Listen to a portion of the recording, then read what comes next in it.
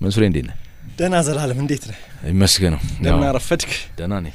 ለሳምንቱ መጨረሻ ደግሞ ሌላው ፍጥጥም ተዘጋጅቷል። አዎ ቅዳሜም እሑድም ጨዋታ አሉ። ግን ትልቅ ግምት የሚሰጠው ሊቨርፑል በአንፊልድ አርሰናልን የሚያስተዳድረው ጨዋታ ነው። የሳምንቱ መጨረሻ የፕሪሚየር ሊጉ ትልቁ ግጥሚያ ነው። አርሰናል መሪ ነው፣ ሊቨርፑል ችግር አለበት። የተዳከመ ጉዞ እየተጓዘ ነው ያለው። ያለፉትን 4 ጨዋታዎች አላሸነፈም በተከታታይ በሁሉም ውድድሮች። ነገር ግን ሊቨርፑል ነውና እንዲሁ የሚናቅ ቡድን አይደለም። ማንቸስተር ዩናይትድ ምን እንደሰራው ይታወቃል። እና ተከታታይ ላታሸነፍ ትችላለህ። ግን ደግሞ አንድ ጨዋታ ላይ እንደዚህ አይነት ጉድ ሰሪነት ታሪክም ሊኖር ስለሚችል ይህንን እንጠብቃለን አይደለ? የሆነ ነገር ሊፈጠር ይችላል። የግዴታ ሊቨርፑል ያሸንፋል እንዲህ አይነት ተአምር ይሰራል ሳይሆን አርሰናልም ሊያሸንፈው ይችላል። ግን የተጋጣሚዎቹ ሁኔታ ግን ለአንደኛው ቡድን ብቻ ሁሉን ነገር ሰጥተህ ቁጭ ብለህ ይህን ጨዋታ ባላይውስ የምትልበት ግን አይደለም። አዎ ሊቨርፑል እንግዲህ አደናቅፎ እንደ እንቅፋት ይጥለዋል አርሰናልን፣ ወይስ አርሰናል ደግሞ አሸንፈው ህመሙን ያብስበታል? አዎ ለአርሰናልም ለዋንጫው ለሚያደርገው ጉዞ አንደኛው ከቀሪ ከበድ ይላሉ ከሚባሉ ፈተናዎች አንዱ ይሄ ነው። ምክንያቱም ጨዋታው አንፊልድ ላይ ስለሆነ። ውድ አድማጮቻችን እንደምን አረፈዳችሁ። የርገን ክሎፕ ችግር ላይ ነው ያሉት። ሊቨርፑል ቡድናቸው አስተማማኝነት ርቆት እንደገና ለመገንባት ደግሞ በአዲስ አስተሳሰብ በአዲስ ስነ ልቦና በአንዳንድ ቦታዎችም በአዳዲስ ተጫዋቾች ተገንብቶ የቀድሞውን አሸናፊነቱን ለመያዝ ጉዞ ቀላል አይደለም። የርገን ክሎፕ ከፊታቸው ትልቅ ተራራ አለ። ይችሉታል ወይ ነው አሁን እዚህ ጋር የችሎታ ጉዳይ ሳይሆን የተነሳሽነት ነገር።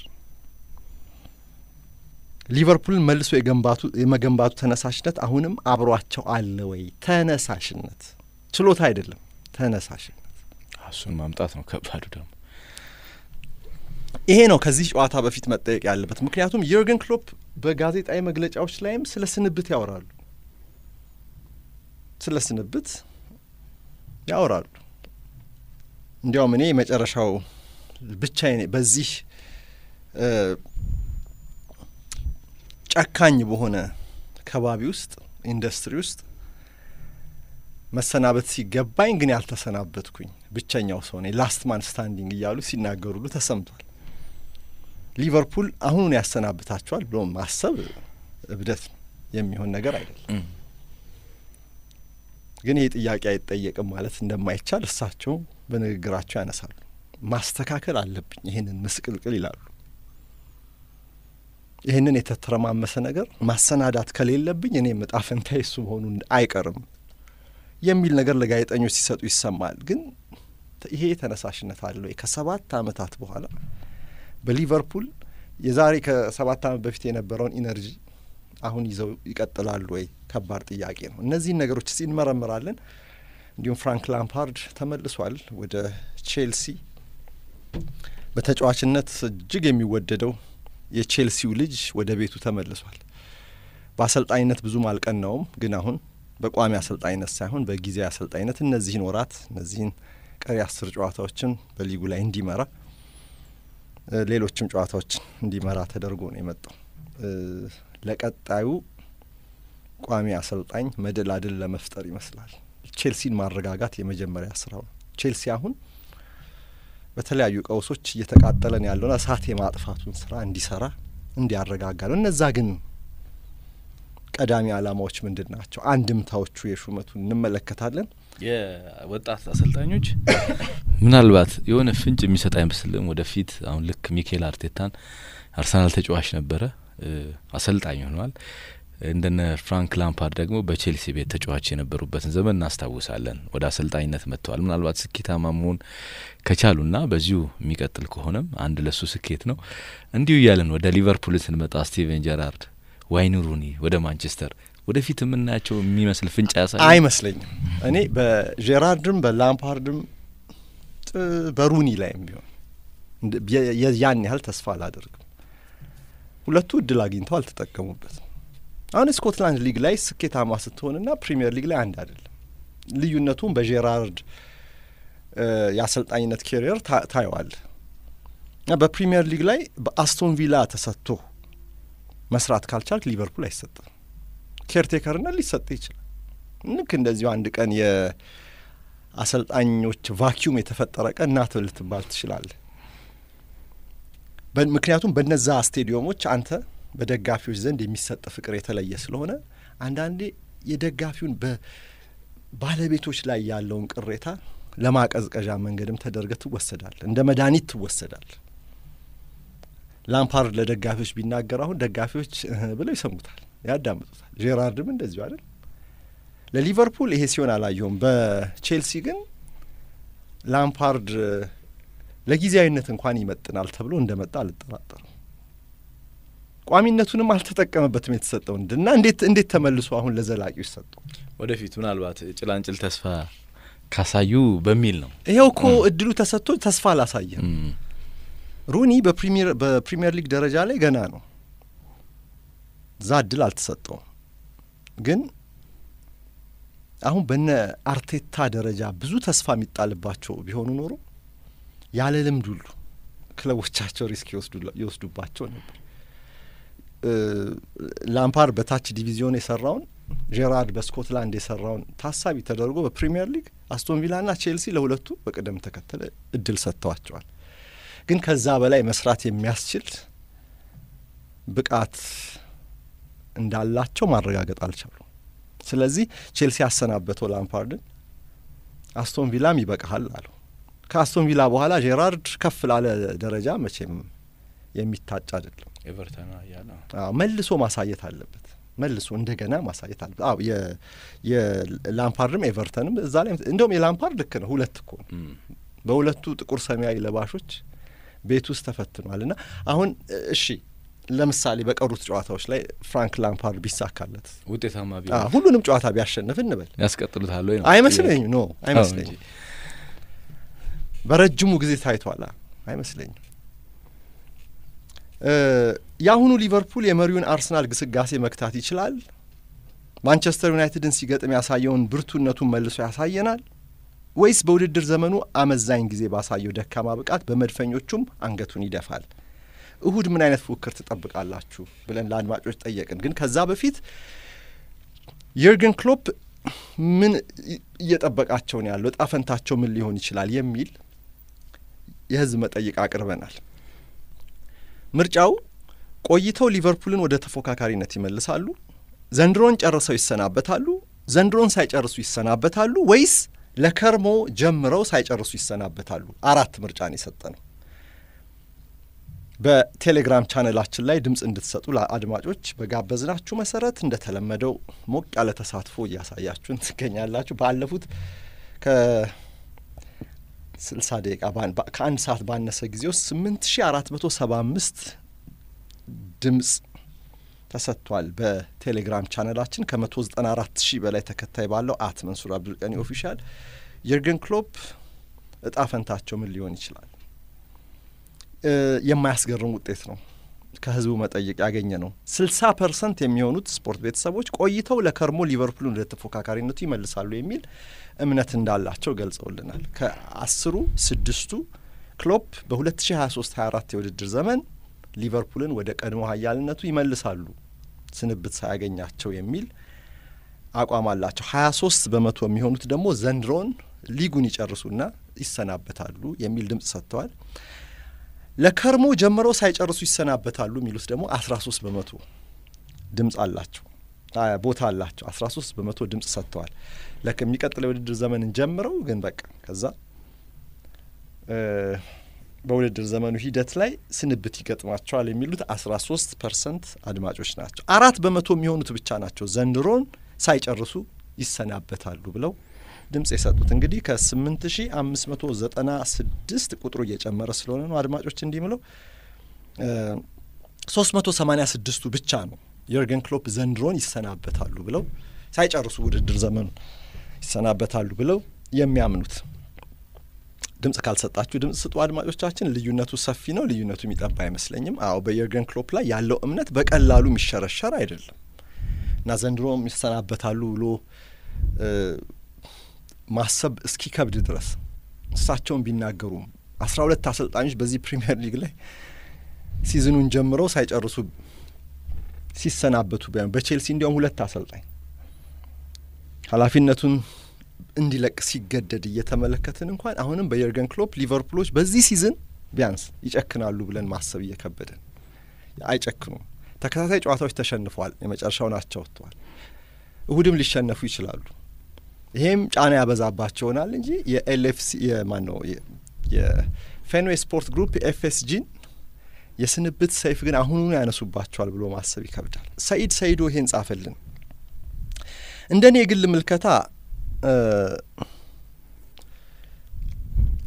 ኮፖቹ አንፊልድ ላይ ሳሩን ሲረግጡት የሆነ የሚያሾራቸው ወኔን ይላበሳሉ። ሌላኛው ስጋቴ ባይደርስ ብዬ የተመኘው ቲያጎ አልካንታራም ልምምድ ጀምሯል። በአንድ ገዳይ ፓሱ የተቃራኒን ቡድን ቆርጦ ሚዛን በማዛባት ሁሉን ነገር ያዛባብሃል። ይህ ትልቁ ስጋቴ ነው። መድፈኞቹ በእርግጠኝነት ከጨዋታው ታክቲካዊ ግብግብ ይልቅ በአእምሮ ረገድ ሜንታሊ የደጋፊውን ድባብ የሚያፍኑበትን መንገድ እርሊ ጨዋታው እንደተጀመረ አካባቢ ጎል በማስቆጠር መቆጣጠር ከቻሉ የአርቴታ ልጆች ድል መንሳት ይችላሉ።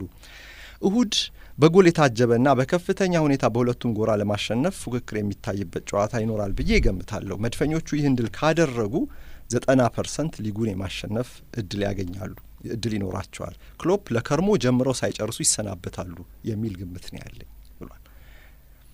ከአራቱ ምርጫ የሚቀጥለው የውድድር ዘመን ጀምረው ይሰናበታሉ የሚል አቋም ነው ያለኝ ይለናል አድማጫችን ሰይዶ። አጀምረው ማለት ነው የሚቀጥለው አመት። አዎ ይሄ ማለት እንግዲህ ለእሁዱ ጨዋታ ደግሞ ግምቱን አስቀምጧል። አርሰናል አርሊ ጎል ጨዋታው እንደተጀመረ ባሉት የመጀመሪያ 10 ደቂቃዎች ጎሎችን ካስቆጠረ የአንፊልድን ድባብ ማቀዝቀዝ ይችላል የሚል ነው። ይሄን ካደረጉ ማሸነፍ ይችላሉ። ይሄ እንዴት ጥሩ እይታ ነው። ሊሆን ይችላል። በጣም እንዴት አይነት ጥልቅ እይታ ነው። እኔ ያሳምነኛል ይሄ ሀሳብ። ሚኬል አርቴታም ይሄን ነገር ዋናው ባላንጣቸው እሁድ ቡድኑ አይደለም። የቡድኑ ስነ አእምሯዊ ሁኔታ ተዳክሟል። ባለፉት ጨዋታዎች ብቃቱ ተዳክሟል። ተጫዋቾች ያላቸው ልምድ ጥሩ ነው፣ ግን የሞራል ደረጃ ኮንፊደንሳቸው በጣም ወርዷል። አሁን ይሄንን በራስ መተማመን ሊያነሳሳ የሚችለው አንፊልድ ነው፣ እሳት የሆነ ስቴዲየም ስለሆነ። ዘላለም አርቴታ በመጀመሪያ አንፊልድን ዝም እናሰኝ ሊል ይችላል።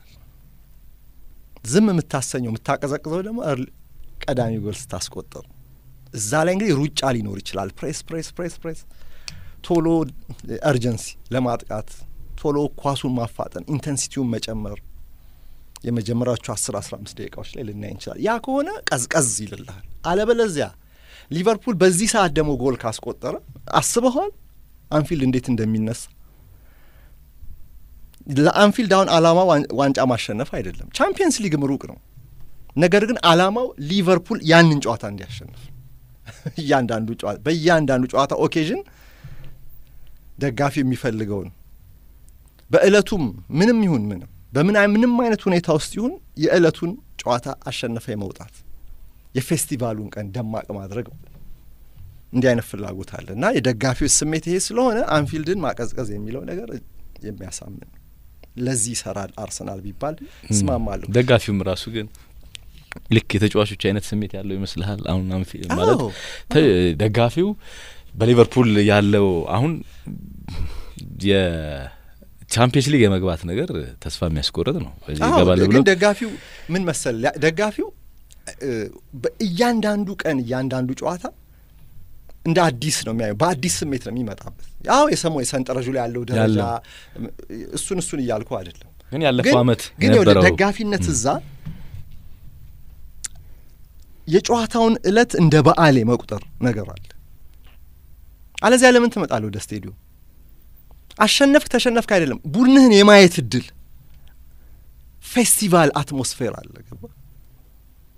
ያንን የበዓል ስሜት እንዲቀዘቅዝ አትፈልግ። በብዙ ችግሮች በማህበራዊም በፖለቲካዊ ችግሮች ውስጥ ሆነ በዓል ታከብራለህ አይደል? በሀገራችን ብዙ ስሜት የሚያጨፈግጉ ነገሮች እያሉ ኪስህም እንደው ጎደል እያለ ኑሮም ተወዶብህ ፖለቲካዊ ሁኔታውም ደስ ማይል ነገር ውጥር የሚል ከባቢ ያለ እንኳን በዓል ሲመጣ ግን ትዘጋጃል። ያቺ ቀን ማለፍ የለባትም።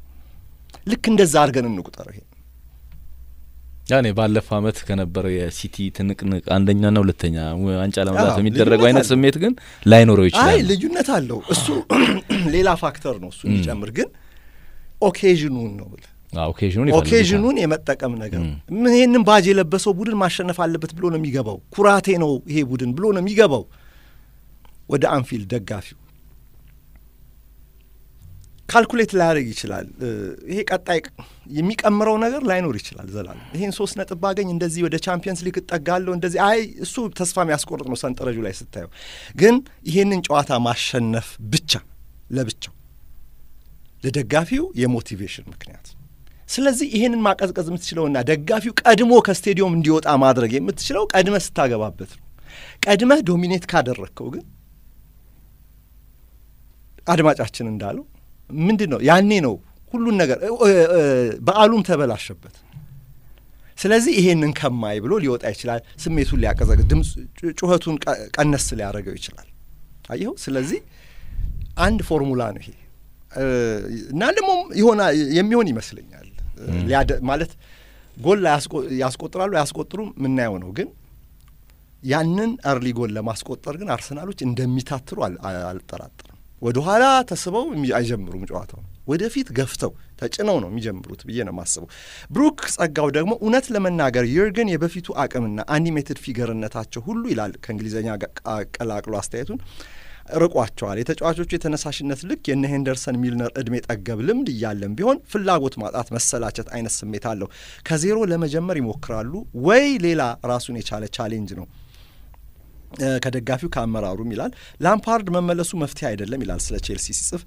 ያየውን ሁሉ ከሚሰበስብ ክለብ ባለቤት ጋር መገዳደር፣ ማሳመን፣ መከራከር ራሱን የቻለ ሌላ የቀን ስራ ነው ብሎናል ብሩክ ጸጋው።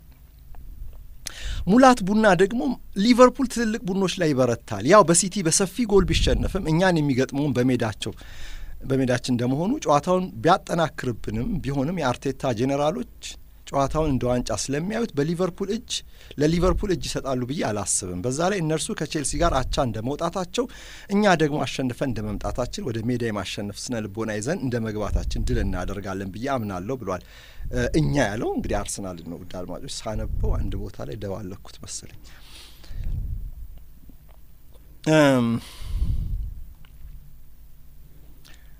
ጌትነት ኪም ደግሞ በአርሰናል የማይበረታ የለም፣ የማንቸስተር አጭሩ ተከላካይ እንኳን ብቸኛ ጎሉን በቴስት ያስቆጠረው አርሰናል ላይ ነው ብሏል። አርሰናል ላይ የማይበረታ የለም።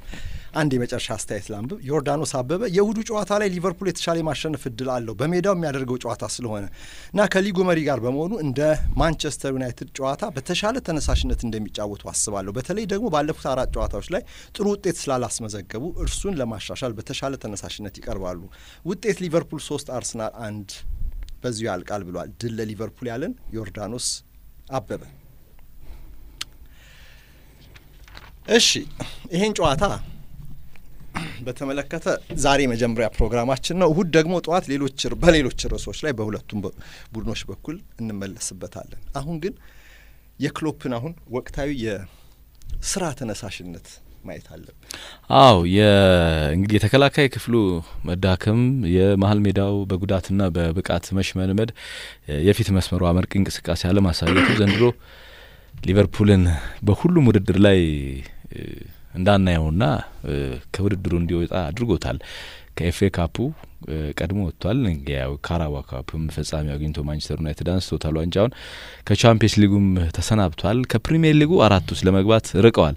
ይሄ ደግሞ እንግዲህ ለሚቀጥለው ውድድር አመት የሚፈልጉት ተጫዋቾች የማግኘቱ ነገር አንዱ እንቅፋት ሊሆንባቸው ይችላል። አሁን እንደነ ቤሊንግሃም ሊቨርፑል ይመጣሉ ተብሎ ሲታሰብ እሱም የመጀመሪያ ቅድሚያ መስፈርቱ ቻምፒየንስ ሊግ መሳተፍ፣ ቻምፒየንስ ሊግ መጫወት ፈልጋሉ ሊል ይችላል። ሌሎችም ተጫዋቾች ትልልቅ ተጫዋቾች ለማምጣት ብትፈልግ በቦታው ላይ በማጥቂም በአማካይም በተከላካይም የሚያዩት ቻምፒየንስ ሊግ የማይሳተፍ ቡድን እንዴት መጣለ ሊሉ ይችላሉ። ይሄ ራሱ አንዱን የቻለ ፈተና ነው ለየርገን ክሎፕ። ስለዚህ ባሉት ተጫዋቾች ሊቀጥሉ ነው ማለት ነው። ያሉት ተጫዋቾችን ለማስቀጠል ደግሞ አሁን ባለው ፐርፎርማንስ የሚቀጥለው አመት እንዴት ነው የምትቀጥለው? ስለዚህ ይሄ ሊቨርፑል መልሶ የመገንባቱ ተነሳሽነት አብሯቸው ሊኖር የሚችለው አዳዲስ ተጫዋቾች ሲኖሩ ነው ብዬ አስባለሁና የሚቀጥለው አመትም በእነዚህ ተጫዋቾች ተነሳሽነቱ አብሮ ሊኖር ይችላል ወይ? ይሄ አንዱ ፈተና ይመስለኛል። በዚህ ቀዥቃዣ ዓለም ክሎፕ ራሳቸውን ያልተቸኮለባቸው ብቸኛው ሰው አድርገው ይመለከታሉ። ጨካኝ ኢንዱስትሪ ነው እግር ኳስ። ብዙ ገንዘብ ይሰጣል በዚህ ደረጃ ሙያተኛ ስትሆን፣ ግን እያንዳንዱን ቀንህን ግን የጭንቀትና ብዙ የማሰብ ፈተና እንዲጋረጥብህ አድርጎ ነው የሚያመጣው። ለቤተሰብህ በቂ ጊዜ እንዳትሰጥ። የቀኑ ሰዓት እንኳን 12 ሰዓት አይደል ወይም ሌሊትና ቀኑ 24 ሰዓት ሁሉ እንደው ሌሊትና ቀኑ 48 ሰዓት ቢሆን ብለህ እንድትመኝ ስራ የሚያበዛብህ እረፍት አልባ በውጥረት የተሞላ መቼም ይሄንን ለመቋቋም የሚያስችል ጸጋ ካልተሰጠህ በስተቀር የምትችለው አይነት ስራ አይደለም። ምስጋና አጭር ነው። ለአጭር ጊዜ ነው የምትመሰገነው። ከዛ በኋላ ጫና ይመጣብሃል። ኢንዱስትሪው ባህሪው ነው ዘላለም። ስለዚህ ነው እንግዲህ 12 አሉ የርገን ክሎፕ ባለፈው ጋዜጣዊ መግለጫ ላይ 12 አሰልጣኝ ተሰናበቱ። ብዙ ቁጥር ነው አሉ። ራሳቸውን እንደ ምንም ሊቨርፑል ምንም ምልክት አላሳየም። እሳቸውን ስለማሰናበት እሳቸው ይበቃቸው ምንም ምልክት አላሳየም። ግን ከኢንዱስትሪው ባህሪ አንጻር አሁን ካለው ሾርት ተርሚዝም ከችኮላው ከቀዥቃዣነቱ አንጻር ነው ነገሩ የሚመዘነው እንጂ ቀጣሪዎቻቸው ማስጠንቀቂያ አልሰጧቸው፣ ኑ ብለው አላነጋገሯቸው፣ ያስተካክሉ ብለው አልመከሯቸው፣ ክሎፕ የሚሰሩትን ያውቃሉ ብለው ትተዋቸዋል። ግን 12 አሰልጣኝ አሉ ጋዜጠኞች ሲጠይቋቸው። ብዙ ቁጥር እኮ ነው። የመውረድ አደጋ ሲገጥምህ የፋይናንስ ጉዳይ ያሳስበሃል። ልክ እንዲሁ ለቻምፒየንስ ሊግ አለማለፍም ከፋይናንስ እይታ አንጻር ይታያል አሉ። ውድድር ዘመኑ ወሳኝ ምዕራፍ ላይ ደርሷልና ሰዎች ግባቸውን ያለ መምታታቸው ነገር የሚያሰጋቸው ሰዓት ላይ ይገኛሉ አሉ ክሎፕ። አየው እንዴት እንደገለጹት። አሁን ክሎፕ ስለሆኑ አይደለም፣ በክለቦቹ መካከል ያለው ፉክክር ለቻምፒየንስ ሊግ ማለፍ ለቀጣዮቹ አመታት አንተ እንዳልከው ለሚገነባው ቡድን የበለጠ ካርድ ይሰጣል ወይ ያንን ካርድ ያሳጣል። ያ ደግሞ ለከርሞ ቡድኑ ተዳክሞ ሊመጣ ይችላል። ለከርሞም እንደገና ለዛኛውም ለ2024-25ም ቻምፒየንስ ሊግ ማያልፍ ከሆነ በሚቀጥለው አመት ብቃቱ ሊቨርፑል በየአመቱ የሚያጣውን ገንዘብ አስበው ከቻምፒየንስ ሊግ በአንድ እኮ ስኬታማ የውድድር ዘመን 100 ሚሊዮን ዩሮ ከዚህ ውድድር ብቻ አግኝቷል። አስቡት። እና እነዚህ ፉትቦል ክለቦች ትልልቅ ኩባንያዎች ናቸው። በባንኮች መካከል እንደሚደረገው ፉክክር በፋይናንሱ ሴክተር በመድን ድርጅቶች መካከል እንደሚደረገው እንደዛ ቁጠሩት። እና በዚህ ሂደት መካከል እነዚህ ኩባንያዎች ወይም እግር ኳስ ክለቦቹም የመውረድ ምንድነው የአትራፊነት ደረጃቸው ሲወርድ የተፎካካሪነት አቅማቸውም እየወረደ ይመጣል። ለዚህ ሁሉ ኃላፊነቱን የሚሸከመው ማናጀር ተብሎ በተጠባባቂ ወንበር ላይ ቆሞ ሁሉ ጊዜ ጨዋታውን የሚመራው አሰልጣኝ ነው። እንግዲህ የኤግዜክቲቭ ማኔጅመንቱ አለ። የቴክኒክ እግር ኳስ ክለብ ስለሆነ በቴክኒክ ጉዳዮች ላይ ነው ብዙ የተመረኮዙ። የቢሮ አስተዳደሩ ሌላ ስራ አለው። እርስ በርሳቸው የተያዙ ናቸው። ግን ብዙ ነገር ግን የተጫነው እዚህ ሰው ላይ ነው። እና ሰሞኑን የርገን ክሎፕ ከጨዋታዎች በኋላ የሚሰጧቸውን ጋዜጣዊ መግለጫዎች እዩዋቸው ውድ አድማጮች። አላስተዋላችሁ እንደሆነ ያስተዋላችሁም ምናገረውን እንደምትስማሙበት አልጠራጠር። ገጽታቸውን እዩ። ክሎፕ ተቀይረዋል። ቅድም አሁን ያ አኒሜትድ ፊገር የለም። አሁን ክሎፕ በሜዳ ዳር ላይ ያለው እንደዛ በስሜት የሚቁነጠነጡት የሚዘሉት ሰው ሄደው ከደጋፊው ጋር የለም። ያ የሆነ ነገር ተቸልሶበታል። ትኩሱ ስሜታቸው ላይ ብሎ መግለጫዎች ላይ ካያችሁ እንዴት ነው ጭንቀቱ ይታያል። አይናቸው ስር ይታያል። ዘላለም አነጋገራቸው ላይ ይታያል። ክሎፕን ደጋግማችሁ ካያችሁ ላለፉት ዓመታት ሳቂታ ናቸው፣ ኮንፊደንት ናቸው፣ በራስ መተማመናቸው ከፍ ልባም ሰው ናቸው። ይሄ ምንድን የማይታክተው ሰው ነበሩ። አሁን ግን ስሜታቸው ቀዝቅዟል። ዘላለም አይናቸው ወደ ላይ ወደ ጣሪያ ያል ሌላ ግራ ቀኝ ያል እና በጣም ያስገረመኝ ነገር ደረጃቸው ጠፋባቸው። ዘላለም ሊቨርፑል ቆይ ስንተኛ ነው? 7ኛ 8ኛ 9ኛ ብለው ተናገሩ አንድ ቦታ። ከቼልሲ ጨዋታ በኋላ በሰጡት አስተያየት ስንተኛ ደረጃ ነው? አሁን ስንተኛ ነን አሉ። ደረጃችን እኮ አላውቀውም፣ በቀልድ አይደለም እኮ 8ኛ ነን 7ኛ 9ኛ አሉ። 8 7 9 ብለው ነው የገለጹት። አይ ዶንት ኖ ኢትስ ኖት ኢንትረስቲንግ ብለው አለፉት።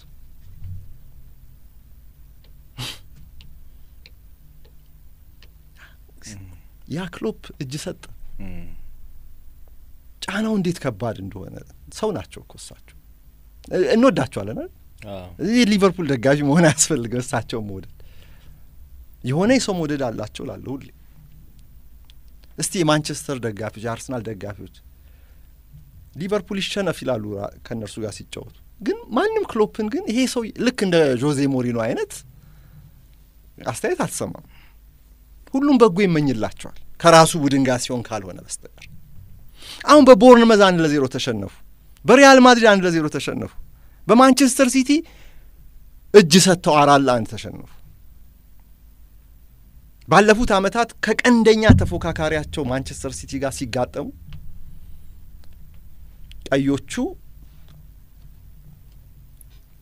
በምን አይነት የፉክክር አቅም ሲጫወቱ እንደነበር የጋርዲዮላ የጎኑ ጋር ትላለሁ ነበሩ። በዚህ ጨዋታ ግን እጅ ሰጡ። ሌላ አይነት ሊቨርፑል ነው ያየው። የሲቲ የበላይነት ፍጹም ነበር እዚህ ጋር። ይሄን ያህል ወርዷል ሊቨርፑል ከዛ ዘመን አሁን በአጭር የጊዜ ልዩነት 1 ዓመትም ላይ ሞላ ይችላል እያልን እንድንናገር የሚያስችለን ጨዋታ ነበር። ከዚያ ደግሞ ከደካማው ቼልሲ ጋር ተገናኙ። ቼልሲ ከወቅታዊ ውጤት አንጻር ደካማ ነው፣ የሰንጠረዡ አጋማሽ ቡድን ሆኖ ነው የገጠማቸው። በዚህ ጨዋታ ላይም የዕለቱ ምርጡ ቡድን ሊቨርፑል አልነበረም። 0-0 ተለያዩ። 0-0 ተለያዩ። ልብ በል ዘላለም። ከጨዋታው በኋላ ምን አሉ መሰለ? በትክክለኛ አቅጣጫ ላይ ያለ አንድ ትንሽ የወደፊት እርምጃ አሉት። እንዴ በዛ ጨዋታ ላይ በታየ ፐርፎርማንስ አንድ እርምጃ ወደፊት አለ፣ ትልቅ እርምጃ ባይሆንም እያሉ እኮ ምን ያህል ፖዚቲቭ ነገር ቢያጡ ነው ከቡድናቸው በቼልሲ ጨዋታ ላይ የነበረውን የሊቨርፑልን ብቃት እንደ አንድ በጎ ነገር ያዩት። አላሸነፉም እኮ ጨዋታውን፣ ጎል አልተቆጠረባቸውም። እርግጥ በፊት ያሉትን እንግዲህ ቀደም ሲል የነበሩ 3 ጨዋታዎችን ከዛ አንጻር ነው ያዩት። ይሄን እንደዚህ ሆኗል ክሎፕ። ሊቨርፑል እንደዚህ ሆኗል እና ከማንቸስተር ሲቲ ግጥሚያ በኋላ በነገራችን ላይ ምን አደረጉ መሰለ?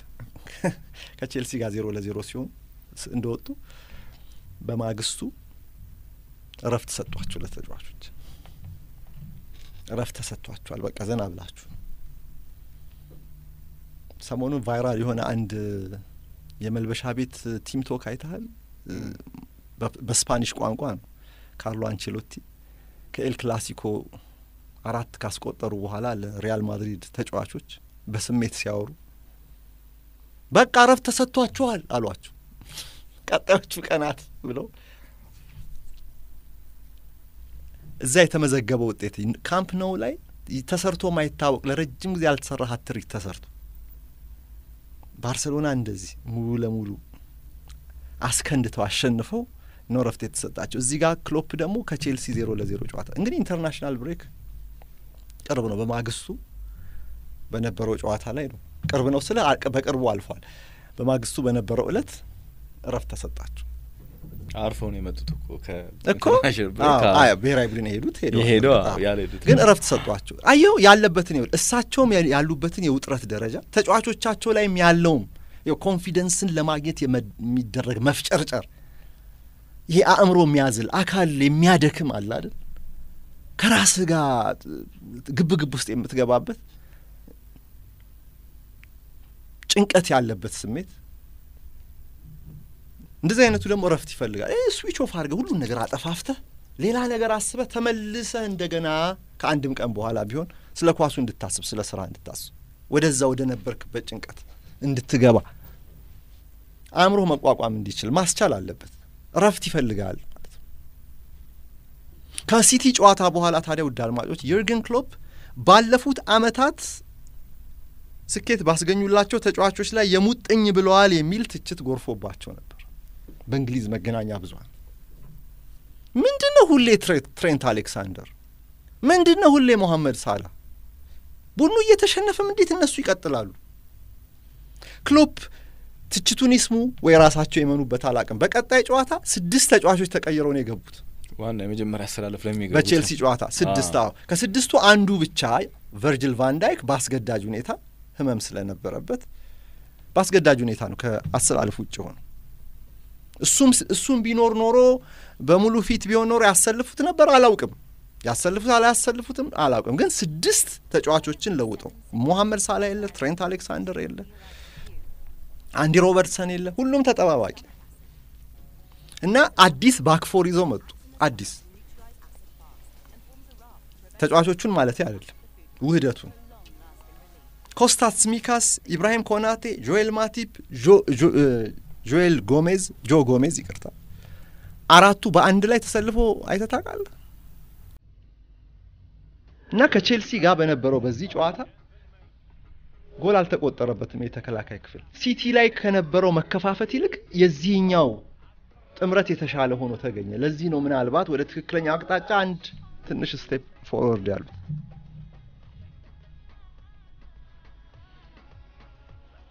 እና ከሲቲ አንጻር ካዩት ይሄ ተከላካይ ክፍል በመከላከሉ በኩል የተሻለ ነው። ከፉልባኮች በስተጀርባ የነበረው ያ መበረጋገድ አልነበረም። ጆ ጎሜዝ ትሬንት አሌክሳንደር ሲሰራ የነበረውን የመከላከል ስህተት የሚሰራ አይደለም። በመከላከሉ በኩል እዛ ቦታ ላይ ይመሰገናል እንዲያው። ነገር ግን ቡድኑ ሲያጠቃ የእርሱ ድጋፍ የለም። አየህ፣ ትሬንት ከሌለ በዛ በኩል እንደ ልብ ማጥቃት አይቻልም። ትሬንት ካለ በዛ በኩል እንደ ልብ መከላከል አይቻልም። እንደዚህ አይነት ውዥንብር ውስጥ የገባ ነው የሊቨርፑል ነገር። ቢሆንም ግን ስህተቶች ቀንሰዋል። ከሲቲ ስህተቶች ነበሩ። ፖሴሽንን በቀላሉ ይሰጡ ነበር። ግን ከሲቲ አንጻር ካየኸው ይሄኛው ጨዋታ ይሻላል። በዚህ ነው አሁን እንግዲህ ክሎፕ ቅድም የተናገሩትን ተናግረዋል ያልኩ። እና እሳቸው ምንድነው ያሉት? የአንድ ቡድን እመርታ የእድገት ሂደት የሚጀምረው ሊያሸንፉት አስቸጋሪ ቡድን ከመሆን ነው አሉ። ሊያስቸግሩት አሸናፊ አሁን የሚያሸንፍ ቡድን አይደለም። መጀመሪያ ቡድን ስትሰራ ይሄ ቡድን ሶሊድ ነው ወይ ለማሸነፍ ያስቸግር በቀላሉ ልታሸንፈው የማትችለው ቡድን መሆን አለበት መጀመሪያ። ከዛ ወደ አሸናፊነት የሚሄድ መጀመሪያ ጎል ማይቆጠርበት መሆን አለበት። ጎል የማይቆጠርበት ቡድን ትሆናለህ። ከዛ ጎል የማይቆጠርበት ሲደመር ጎል የሚያስቆጥር ቡድን ትሆናለህ። ያኔ ውጤት ላይ ይደርሳል ማለት። መጀመሪያ ግን አንድን ቡድን ስታዘጋጀው የምታስተካክለው እዚህ ጋር አየሁ። ክሎፕ እንደገና ወደ ኋላ እየተመለሱ እንደሆነ ነው ይሄ አስተያየታቸውን የሚነግረኝ። ከቼልሲ ጋር የታየው ቡድን ማሸነፍ ባይችልም በቀላሉ ግን እጅ የሚሰጥ ቡድን አልነበረምና የአንድ ቡድን መርታ ደግሞ ከዚህ ነው የሚጀምረው አሉ። በቼልሲ ወገን የተሰጡ አስተያየቶችን ካየ ደግሞ ስላለ ክሊኒካል አጥቂዎች ስለሌሉት ነው። ለምሳሌ ምንድነው በዚህ በዘመናዊ ጎል ሙከራ ሜትሪክስ ኤክስጂ በሚባለው የበለጠ ጎል መሆን ነበረበት የምትል ከ2.3 እንደዚህ ነው በዛ ጨዋታ ላይ የሊቨርፑል የነበረው። ጨራሽ አይምሬ አጥቂዎች ቢኖሩ ኖሮ ቢያንስ 2 ጎል ማስቆጠር ነበረበት ቼልሲ። ያው ከዛ በኋላም ከዛ በፊትም ቼልሲ አጨራረስ አይችልም በሚል ይታማል ይሄ ቡድን እንደምታውቀው። ሊቨርፑል እንዲያውም የተረፈው በቼልሲ አጥቂዎች ድክመትና በአሊሰን ቤከር አንድ ኳሶችን ስላዳነ ነው የሚለው ነው የሚያስኬደው እንዴ? ያሳምናል እንጂ እኛ የምናውቀው ሊቨርፑል እኮ አሁን የማይሸነፍ ቡድን ወደ መሆን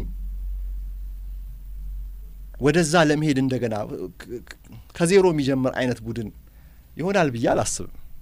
ከዜሮ እድገትን ስትጀምር ከኋላ አሉ እሳቸው ከዜሮ መጀመር ላይሆን ይችላል እሺ ግን እድገትን ማደግ ስትጀምር እዛ ጋር ነው የምትጀምረው እንደዛ አይደለም እኛ ምን ጠብቀው ሊቨርፑል አይደል እንዲፎካከር ነው ጎልም በቀላሉ እንዳይቆጠርበት እንደገና ጎልም የሚያስቆጥር ምርጥ አጥቂዎች አሉት የገዛቸው ነባሮቹ እና እዚህ ጋር ነው ይውል ሊቨርፑል አሁን ያለበትን ኮምፓስ ያለው መርከብ አይመስለኝም አሁን ባለበት ምንድነው ግቡ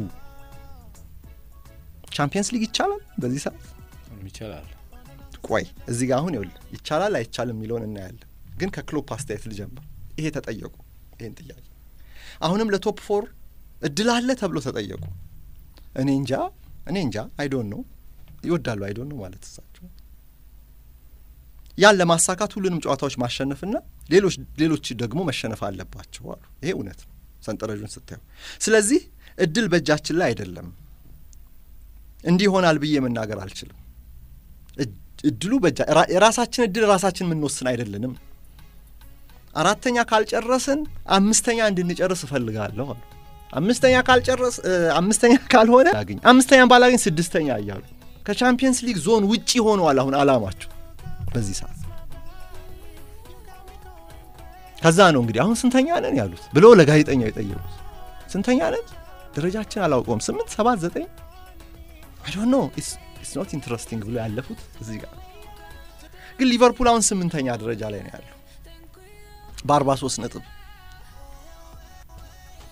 29 ነጥብ ልዩነት አለው ከመሪው አርሰናል ይሄን ያህል የላቀ መሻሻል አድርጎ ነው ዘንድሮ የመጣው ሊቨርፑል ደግሞ በተቃራኒ ማንቸስተር ዩናይትድ በአራተኛ ደረጃ ላይ የተቀመጠው 53 ነጥብ አለው በመሐከላቸው እንግዲህ 3 ቡድኖች አሉ ቶተንሃም ሆትስፐር ብራይተን ሆቭ አልቢዮን አስቶን ቪላ ግን 10 ነጥብ ልዩነት አለ ከቻምፒየንስ ሊግ ዞኑና ከሊቨርፑል ማለት እነዚህ 3 ቡድኖች አድፍጠዋል በመሃል ያሉት ኒውካስል ማንቸስተር ዩናይትድ ነጥብ ከጣሉ እነርሱ አሸንፈው ወደ ላይ ሊመጡ ይችላሉ ወይም እነዛኑ ኒውካስልና ዩናይትድ እያሸነፉ ሊጨርሱ ይችላሉ ሊቨርፑል የራሱን ብቻ ሳይሆን የነዚህንም ጣፈንታ ያለ የአንድ ቡድን አይደለም ይወልድ ብራይተን አለ የአንድ ቡድን የስፐርስ ብራይተንና አስቶን ቪላ ጨምርበት ማንቸስተር ዩናይትድና ኒውካስልን በ3 ነጥብ ልዩነት ድረስ ክሎፕ በቤተሰባዊ ህብረት በላቀ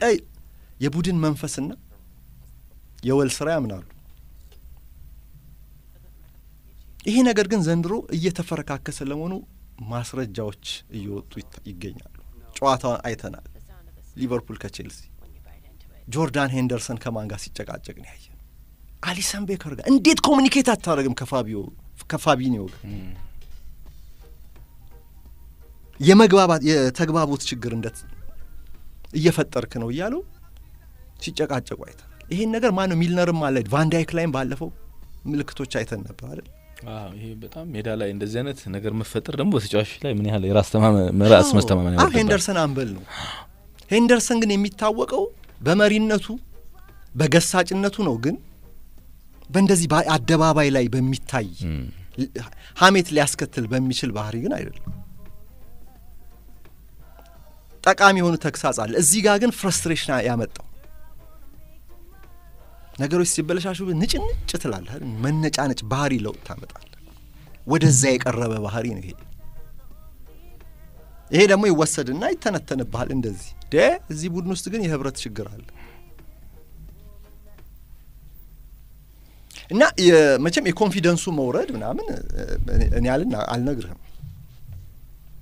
ይታያል በጣም ተቀይረው ሲወጡ ተጫዋቾች አይታችሁ ከሆነ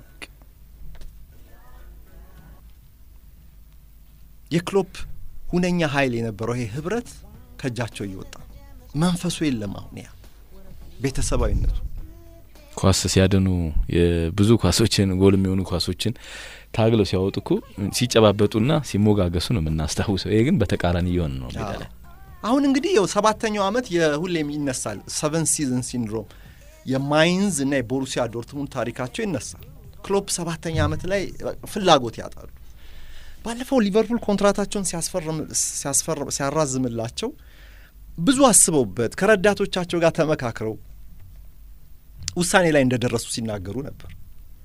ዋናው ግን የተመካከሩበት ምክንያት ይሄንን ለማስቀጠል ኢነርጂው አለኝ ወይ ነው ትልቁ ጥያቄ። ለሳቸውም ለፔፕ ጋርዲዮላም ይሄ ነው።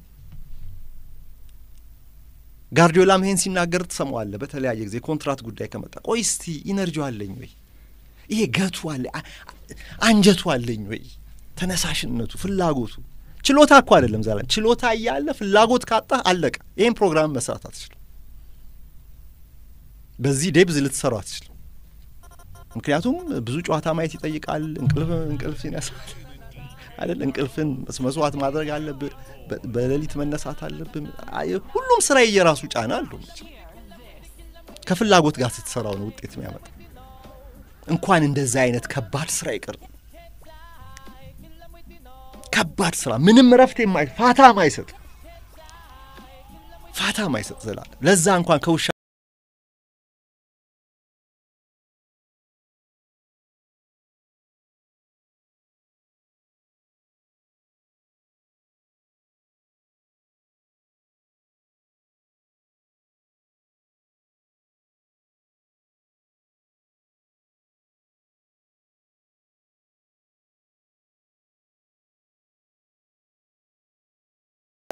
ልጆችህን ላታስታውስ ይችላል። የአርሰን ቬንገር ህይወት እንዲህ አይደል እንዴ የነበረው?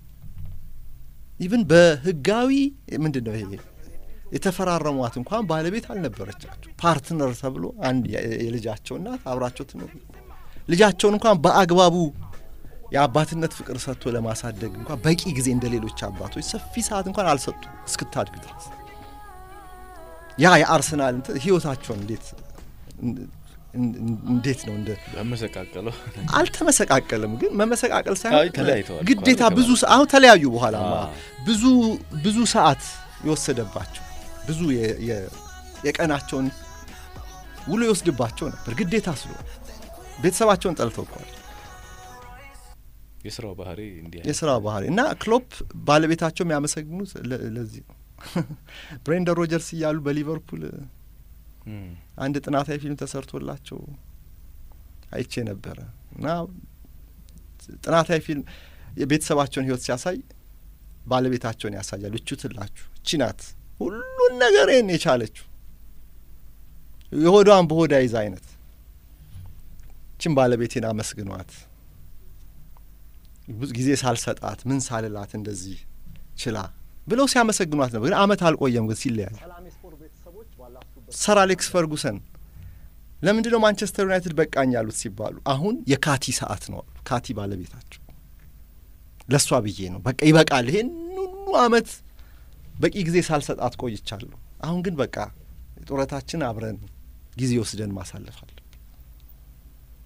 ይሄን ያህል ታይም ኮንሱሚንግ ነው ዘላለም ይበላል ጊዜህን ስራው። እንደው ዝም ብሎ እኛ ሀገር እንዳለው አሰልጣኝ ተብሎ የሚሰጠው የቀን 2 ሰዓት ስራ የቀን 1 ሰዓት አይደለም። ውዳል ማለት ይቅርታ አድርጉልኝ እየናኩኝ አይደለም የሀገሬን ግን ልዩ በዚህ አይን ማየት የለብንም ለማለት ነው። እና ክሎፕ በሊቨርፑል ውስጥ ይሄ ገታላቸው ወይ አሁን አይመስለኝም ዘላለም ለዘንድሮ አይደለም ለቀጣይ አመት በዚህ መልኩ ለመቀጠል አይመስል። ሰውየው ችሎታ አላቸው። ችሎታቸውን አውጥተው እንዲያሳዩ ይሄ ተነሳሽነት ይሄ ፍላጎት ያስፈልጋል። ኢነርጂን ካጣህ ግን በቃ አለቀ። ትንሽ ረፍት አድርገህ መመለስ አለብህ። ያልቃል ባትሪ። ልክ ከባየር ሙኒክ በኋላ ነው ከባየር ሙኒክ በፊት ከባርሴሎና በኋላ ጋርዲዮላ እንዳለው አሁን ምንም አይዲያ ሁሉ ጠፋብኛል፣ ሐሳብ ሁሉ የለኝም። ስለዚህ ከኳሱ ተለይቼ እንደገና ራሴን ሪፍሬሽ አድርጌ መምጣት አለብኝ።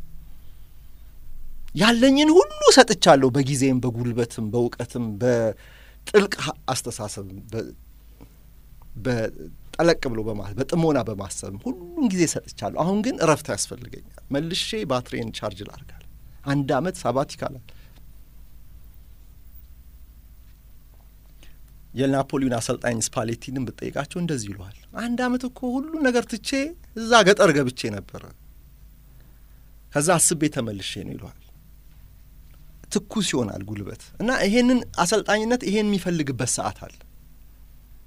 እዛ ላይ ያሉ ይመስለኛል ክሎፕ ከጨዋታ በኋላ የሚሰጡትን አስተያየቶችን ስታይ ገጽታቸውን ስትመለከት ሜዳ ዳር ላይ ያለውን ባህሪያቸውን እና የቡድኑን ውጤት ማሽቆልቆል ስታይ የቡድኑን በራስ መተማመን እንደገና ማነሳሳት ሲያቅታቸው ስታይ የቡድኑ ኮንፊደንስ እንደዚህ ሲወርድ በአይናቸው ፊት ምንም ማድረግ ሲያቅታቸው ስትመለከት ረዳቶቻቸውን ቀያይረው እንኳን ያንን መላ መልሰው ማግኘት አልቻሉ። ራሳቸውም ተስፋ እንደቆረጡ እኮ ነው ያለፈው ስኬቴ ነው እስካሁን ያቆየኝ ማለት እኮ። ስለዚህ ጄሚ ካራገር እንዳለው አሁን ሊቨርፑል ተመሳሳይ ስል ተመሳሳይ አጫዋት ለመጫወት ነው የሚሞክረዋል እንዳለፉት አመታት። ልዩነቱ አሁን ያንንም መጫወት እየጠፋባቸው ተቀይረህና እኮ አልተባለም ሊቨርፑል በነበርክበት ተጫወትና እሺ ጠንካራ ሆነ ተገኝ ያ ሁሉ እየጠፋባቸው ነው አለ የቀድሞ የሊቨርፑል ተከላካይ። ይሄንን አስተያየት ብቻ ወስጄ ከመሃል ልጠቀምበት። ይሄ አስተያየት ገዝቶኛል። ይሄ በቃ አንዳንድ ጊዜ ህይወት አልባ የሚሆነው ሜዳ ላይ የምታየውን ቡድን ነፍስ እንዲዘራ ማድረግ ያሰልጣኝ ስራ ነው። ያንን ክሎፕ ማድረግ አልቻሉም። የራሳቸው ሀሳብ እንደገና መተግበር አልቻሉም። ስለዚህ የእሳቸው መመሪያ ቃላት፣ አቀራረብ፣ የማኔጅመንት ሞዴል በሙሉ መቀየር አለበት በሊቨርፑል መልበሻ ቤት ውስጥ ማለት ነው። እንደዚህ ሲሆን ወይ በሆነ ማጂክ ክረምት ላይ ያንን ምታታቸው መልሰው ማምጣት አለባቸው። ለዚህ ነው ከፊት ለፊታቸው ያለው ትልቅ ዳገት ነው የምንለው። ከባድ አቀበት የመውጣት ኃላፊነት ፊት ለፊታቸው አለ። የማወራው ስለ ዩርገን ክሎፕ ስለ ትልቁ ጀርመናዊ በሊቨርፑል ደጋፊዎች ዘንድ አሁንም በአንፊልድ ስለሚዘመርላቸው ለሊቨርፑል ደጋፊዎች የደስታቸውን ቀን የመለሱላቸው ስለ እርሳቸው ነው እኔ ማወራ ያለሁት። ለባለቤቶቻቸው ለኤፍኤስጂ ይሄ ሰልፍ ሰስቴንድ ሞዴል የሚባል እንደ ሌሎች ተፎካካሪ ሀብታም ክለቦች የባለቤትን ኪስ የማያራቁት ሞዴል፣ በሚያገኘው ገቢ ራሱን የመገንባት ሞዴል፣ በዚህ የክለብ አስተዳደር ሞዴል ምቹና ውጤታማ አሰልጣኝ ስለሆኑት ክሎፕ ነው ማወራው። በእንግሊዝ ፕሪሚየር ሊግ፣ በአውሮፓ ቻምፒየንስ ሊግ፣ በዓለም የክለቦች ዋንጫ ላይ አሸናፊ ስለሆኑት ክሎፕ ነው ማወራው። ዘላለም በ3 የውድድር ዘመን ከፍተኛ ነጥብ ያስመዘገቡ 3 ጊዜ በዩኤፋ ቻምፒየንስ ሊግ ፍጻሜ የደረሱ አንዴ ደግሞ ዋንጫውን ያነሱ በ5 ዓመት ውስጥ 2 ጊዜ ዋንጫውን በ1 ነጥብ እንደዚህ ልዩነት ያጡ በፕሪሚየር ሊግ ከቢል ሻንክሊ ወዲህ በሊቨርፑል ትልቁ አብዮተኛ ተደርገው የሚወሰዱ ስለኛ አሰልጣኝ ነው ማወራው። እኚህ ታላቅ ውጤታማ አሰልጣኝ ናቸው። በዘንድሮ ፕሪሚየር ሊግ ላይ በጨዋታ በአማካይ 1.6 ነጥብ ብቻ እያገኙ ያሉት በእይታቸው በፊታቸው ሊቨርፑል እንዲህ ዥው እያለ ሲወርድ ማቅናት አልቻሉ። እኛ አብዮተኛ ዘላለም የክሎፕ አብዮት ይባል ነበር። ግን በቀድሞ መንግስት ዙሪያ የተጻፉ መጽሐፎች ምን ይላሉ መሰል 1970ዎቹ መጀመሪያ ላይ በኢትዮጵያ አቆጣጠር መንግስት ምን ይል ነበር መሰለ? አብዮት ልጇን ትበላለች ይል ነበር። ከዛ አብዮተኞቹ ራሳቸው ይገዳደሉ ነበር። የሊቨርፑል አብዮትም ልጁን ሊበላ ነው ወይ? በዚሁ ከቀጠለ አይቀርም። ግን አሁን አይደለም። ያ እንዳይሆን የአብዮቱን ፍሬ በሊቨርፑል እንደገና እንዲጎመራ ማድረግ የዩርገን ክሎፕ ኃላፊነት ነው። አለበለዚያ 12 አሰልጣኞች ከወንበራቸው ሲፈናቀሉ አይተዋል ክሎፕ። ሌላው ቤት እየተቃጠለ አይተዋል። ያ ሰደድ እሳት ደግሞ የፕሪሚየር ሊግ እሳት ወደ እሳቸው ቤት የማይመጣበት ምክንያት እንደሌለ እሳቸው ያውቃሉ። ለዚህ ነው ጋዜጣዊ መግለጫው ላይ ይሄን ነገር የሚያነሱት። አርሰናል እሁድ 12 ሰዓት ተኩል ላይ ሚኬል አርቴታ ታዲያ በዩርገን ክሎፕ ቁስል ላይ እንጨት ይሰድ ይሆን ወይ? ወይስ ክሎፕ ሊቨርፑል አሁንም አለ፣ አሁንም የሊጉን ኃያል ቡድን ማቆም ይችላል የሚል መልእክት የሚያስተላልፉበትን ብቃት ያሳዩናል። እሁድ አመሻሽ አድርሰን በኤምሬትስ ይህን ጨዋታ 3-2 አርሰናል ማሸነፉን እናስታውሳለን። በአንፊልድ ደግሞ ይሄን አሸናፊነት ይደግመዋል። እሁድ የምንመለከት ይሆናል። እሁድ 2 ሰዓት ላይ ደግሞ በሰፊው ይህን ጨዋታ የምንመለከተው ነው የሚሆነው። አሁን ካፍታ ቆይታ በኋላ ፍራንክ ላምፓርድን እንመለከታለን። በያላችሁበት አብራችሁ ነው።